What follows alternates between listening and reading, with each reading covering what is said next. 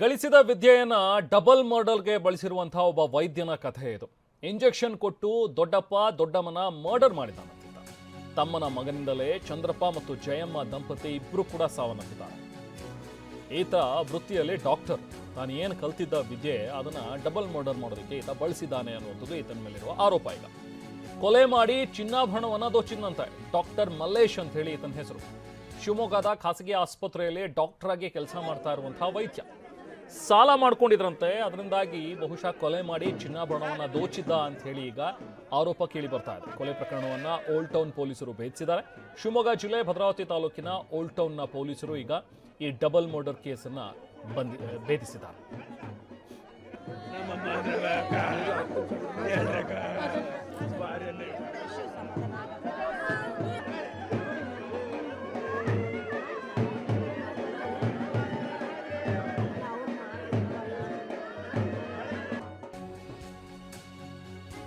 ಪಾಪ ಮಗ ಅಂತ ಹೇಳಿ ನಂಬಿ ಚಿಕಿತ್ಸೆಯನ್ನ ಪಡಿತಾ ಇದ್ರಂತೆ ಈ ದಂಪತಿ. ನೋಡಿ, ಇವನ ಹತ್ರನೇ ಚಿಕಿತ್ಸೆಗೆ ಹೋಗಿದ್ದಾರೆ. ಡಾಕ್ಟರ್ ಮಲ್ಲೇಶ್ಗೆ ಲಕ್ಷಾಂತರ ರೂಪಾಯಿ ಸಾಲ ಇತ್ತಂತೆ.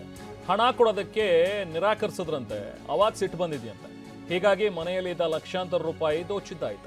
ದರೋಡೆಗೆ ಮೊದಲು ಇಬ್ಬರನ್ನು ಕೊಲೆ ಮಾಡಿದ್ದ ಅಂತ ಹೇಳಿ ಶಿವಮೊಗ್ಗ ಪೊಲೀಸ್ ವರಿಷ್ಠಾಧಿಕಾರಿ ನಿಖಿಲ್ ಅವರು ಹೇಳಿಕೆ ನೀಡಿದ್ದಾರೆ. ಅವರ ದೊಡ್ಡಪ್ಪಂಗೆ ನಾನು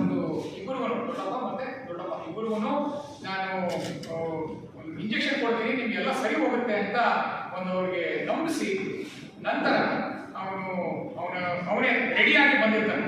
ಸಿರಿಂಜ್ ಸಮೇತ ಒಂದು ಪ್ರೊಪೋಫಾಲ್ ಅಂತ ಏನು ಅನೆಸ್ಥೆಟಿಕ್ ಡ್ರಗ್ ಇದೆ, which has to be monitored. Propofol ಅಂತ ಅದು ಡೀಟೇಲ್ಸ್ ನಿಮಗೆ ಸೆನೆಟರ್ ಪ್ರಾಸೆಸ್ ಅದನ್ನ ಯಾರು ಅನೆಸ್ಥೆಟಿಕ್ ಇದ್ದಾರೋ ಅವರಷ್ಟೇ ಯೂಸ್ ಮಾಡಬೇಕಾಗುತ್ತೆ. ಆದರೆ ಇಲ್ಲಿ he himself will administer more than what is required. Generally ಅದನ್ನ 1 mg 2 mg ಆಗಿ ಕೊಡ್ತಾರೆ ಫಾರ್ ಅನೆಸ್ಥೆಟಿಯಾ ಡಾಕ್ಟರ್ಗಳು. ಬಟ್ ಇವನು ಸೀದಾ 50 mg ನ ಇಬ್ಬರಿಗೂ ತಲಾ 50 mg ನ. ನಾವು ಪ್ರತಿನಿಧಿ ಬಸವರಾಜ್ ಅಲ್ಲಿಂದ ಒಂದು ಪ್ರತ್ಯಕ್ಷ ವರದಿ ನೀಡಿದ್ದಾರೆ, ಬನ್ನಿ ನೋಡೋಣ.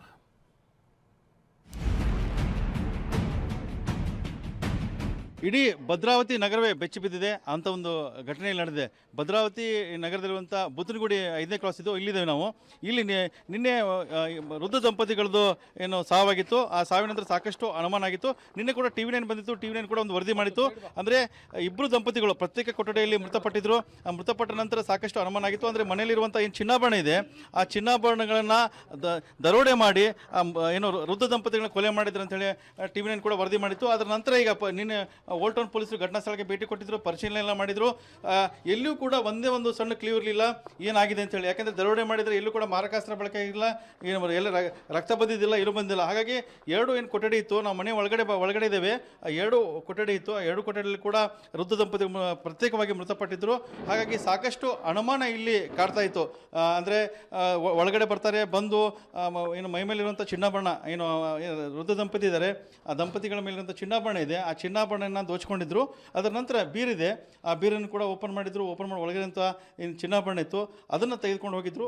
ಎಲ್ಲಿಯೂ ಕೂಡ ಒಳಗಡೆ ಹೋದಾಗ ನೋಡಿದಾಗ, ಒಳಗಡೆ ಬಂದು ಪರಿಶೀಲನೆ ಮಾಡಿದಾಗ ಎಲ್ಲೂ ಕೂಡ ಒಂದು ಸಣ್ಣ ಸುಳಿವು ಕೂಡ ಏನು ಹಂತಕರು ಬಿಟ್ಟುಕೊಟ್ಟಿದ್ದಿಲ್ಲ. ಹಾಗಾಗಿ ಓಲ್ಡ್ ಟೌನ್ ಪೊಲೀಸರು ಕೂಡ ಸಾಕಷ್ಟು ಅಚ್ಚರಿ ಆಗಿತ್ತು. ಶಿವಮೊಗ್ಗ ಪೊಲೀಸರು ಕೂಡ ಇದು ದೊಡ್ಡೊಂದು ಸವಾಲಾಗಿತ್ತು. ಏನೇನಾಯಿತು ನಿನ್ನೆ ಬೆಳವಣಿಗೆ ಹೇಗಾಯಿತು? ಕೂಗ್ತೀನಿ ಆಂಟಿ ಆಂಟಿ ಅಂತ, ಅವರು ಎದ್ದೇಳಲ್ಲ. ಯಾಕೆ ಅಂತ ಇನ್ನೊಂದು ಸ್ವಲ್ಪ ಮುಂದೆ ಹೋದರೆ ಫಸ್ಟಲ್ಲೇ ಲೆಫ್ಟ್ ಸೈಡಲ್ಲೇ ಅವ್ರದ್ದು ರೂಮ್ ಇರುತ್ತೆ. ಅಲ್ಲಿ ಅಂಕಲ್ ಮಲಗಿರ್ತಾರೆ. ನೋಡ್ತೀವಿ ಬಾಯಲ್ಲಿ ನೊರೆ ಬರ್ತಾ ಇರತ್ತೆ. ನನಗೆ ಅವಾಗ ಶಾಕ್ ಆಗಿರುತ್ತೆ. ಏನೋ ಆಗಿದೆ ಅಂತ ನಾನು ಸೀದಾ ಸಡನ್ನಾಗಿ ಹೊರಗಡೆ ಬರ್ತೀನಿ. ಇಲ್ಲಿ ಅಕ್ಕಪಕ್ಕದಲ್ಲಿ ಎಲ್ಲ ಮನೆಯವರೆಲ್ಲ ಹೊರಗಡೆ ಬಂದಾಗ ನಾನು ಈ ಥರ ವಿಚಾರ ತಿಳಿಸ್ತೀನಿ, ಈ ಥರ ಆಗಿದೆ ಅಂತ. ಆಮೇಲೆ ಪೊಲೀಸು ಆಂಬುಲೆನ್ಸು ಎಲ್ಲ ಬರ್ತವೆ. ಪೊಲೀಸರು ಕೂಡ ತನಿಖೆ ಮಾಡ್ತಿದ್ದಾರೆ. ಆರೋಪಿನ ವಶಕ್ಕೆ ಕೂಡ ಪಡ್ಕೊಂಡಿದ್ದಾರೆ. ಆರೋಪಿಗೆ ಶಿಕ್ಷೆ ಆಗಬೇಕಂತ ನಾವು ಕೋರ್ಕೊಳ್ತಿದ್ದೀವಿ. ಇದು ಘಟನೆ ನಮ್ಮ ಬುತ್ತನಗುಡಿ ಒಳಗೆ ಆಗಿರೋದು ಇದು ಪ್ರಶ್ನೆ. ಇದು 60, 70, 80 ವರ್ಷ ಇತಿಹಾಸದೊಳಗೆ ಇದು ಆ ಥರ ಘಟನೆ ಇಲ್ಲ. 5 ಸಣ್ಣ ಪುಟ್ಟ ಆಗಿರ್ಬೋದು, ಅಂದರೆ ಇಂಥ ಮರ್ಡ್ರ್ ಆಗಿರೋದು ಒಂದು 70 ವರ್ಷ ನಂತರ ಆಗಿರುತ್ತೆ. ಆರಾಮಾಗಿದ್ರು, ಆರೋಗ್ಯವಾಗಿದ್ರು. ಆದರೆ ಈ ಏಕಾಏಕಿಯಾಗಿ ಈ ರೀತಿ ಘಟನೆ ಆಗುತ್ತೆ ಅಂತೇಳಿ ಯಾರು ಕೂಡ ಊಹೆ ಮಾಡಿರಲಿಲ್ಲ. ಎರಡು ಒಬ್ರಿಗೊಬ್ರು ಬಿಟ್ಟು ಇರ್ತಿದ್ದಿಲ್ಲ. ಏನಾರಾಗಲಿ, ಏನಾರು ಫಂಕ್ಷನಲ್ಲಿ ಏನಾರು ಸಣ್ಣ ಪುಟ್ಟ ನಮ್ಮ ಏರಿಯಾದೊಳಗೆ ಏನಾರ ಕೆಲಸಗಳು ಇದ್ದಿದ್ರೆ ಕಳೆದ್ರೆ ಚಂದ್ರಪ್ಪ ಬರ್ರಿ ಅಂದರೆ ಸಡನ್ನಾಗಿ ಬರ್ತಿದ್ರು. ನಮ್ಮ ಜೊತೆಗೆಲ್ಲ ಸಾಥ್ ಕೊಡ್ತಿದ್ರು, ನಮ್ಮ ಜೊತೆಗೆಲ್ಲ ಚೆನ್ನಾಗಿದ್ದಿದ್ರು ಅವರು. ಆ ಥರ ಭೇದ ಭಾವನೆ ಇದ್ದಿಟ್ಕೊಂಡು ಯಾರೂ ನಡೆದಿಲ್ಲ. ಈ ಘಟನೆ ನಡೆದಿದ್ದು ನಮಗೆ ಭಾಳ ದುಃಖ ನೋಡಿದೆ. ತುಂಬ ಕ್ರೂರವಾಗಿ ಹತ್ಯೆ ಮಾಡಿದ್ದಾರೆ. ಆ ಇಬ್ಬರು ದಂಪತಿ ಹತ್ಯೆ ಮಾಡಿದ್ದಾರೆ. ಅವರಿಗೆ ತಕ್ಕ ಶಿಕ್ಷೆ ಆಗಬೇಕಂತೇಳಿ ಸ್ಥಳೀಯರು ಕೂಡ ಒತ್ತಾಯ ಮಾಡ್ತಿದ್ದಾರೆ. ಕ್ಯಾಮ್ರಾಮನ್ ಶಶಿಕುಮಾರ್ ಜೊತೆ ಬಸವಗಣ್ವಿ, TV9 ಶಿವಮೊಗ್ಗ.